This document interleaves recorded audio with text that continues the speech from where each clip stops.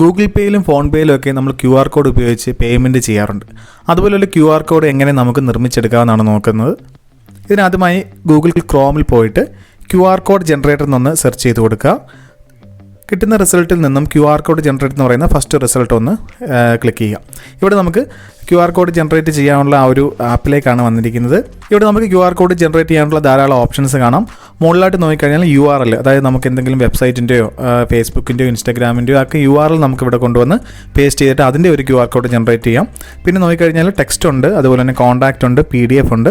അങ്ങനെ ഒരുപാട് ഓപ്ഷൻസ് നമുക്ക് മുകളിൽ കാണാൻ കഴിയുന്നതാണ്. ഞാൻ ജസ്റ്റ് ഒരു ടെക്സ്റ്റ് നമുക്കൊന്ന് ജനറേറ്റ് ചെയ്ത് നോക്കാം. ഞാനൊരു ടെക്സ്റ്റ് കൊടുക്കുന്നത് ഹായ് ആൾ എന്ന് പറയുന്ന ഒരു ടെക്സ്റ്റാണ് കൊടുക്കുന്നത്. ജസ്റ്റ് ഹായ് ആൾ എന്ന് കൊടുത്തു.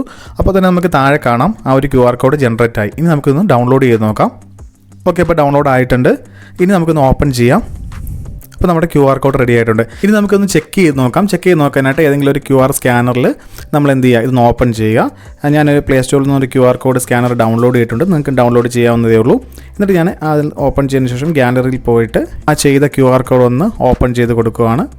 കണ്ടോ? അപ്പോൾ നമ്മൾ ഓപ്പൺ ചെയ്യുമ്പോൾ ഹായ് ആൾ എന്ന് പറയുന്നത് നമ്മൾ ആ കൊടുത്ത ടെക്സ്റ്റ് ഇവിടെ വന്നിട്ടുണ്ട്. ഇതുപോലെ നിങ്ങൾക്ക് PDF കോൺടാക്റ്റോ അങ്ങനെ എന്ത് വേണമെങ്കിലും നമുക്ക് ഇതുപോലെ QR കോഡായിട്ട് ജനറേറ്റ് ചെയ്യാവുന്നതാണ്. അപ്പോൾ തീർച്ചയായിട്ടും ഈ വീഡിയോ ഇഷ്ടപ്പെട്ടെങ്കിൽ ഈ ചാനൽ സബ്സ്ക്രൈബ് ചെയ്യാനും അതോടൊപ്പമുള്ള ബെല്ലൈക്കൺ കൂടി ക്ലിക്ക് ചെയ്യാനും മറക്കരുത്. അപ്പോൾ നമുക്കിനി അടുത്ത വീഡിയോയിൽ കാണാം.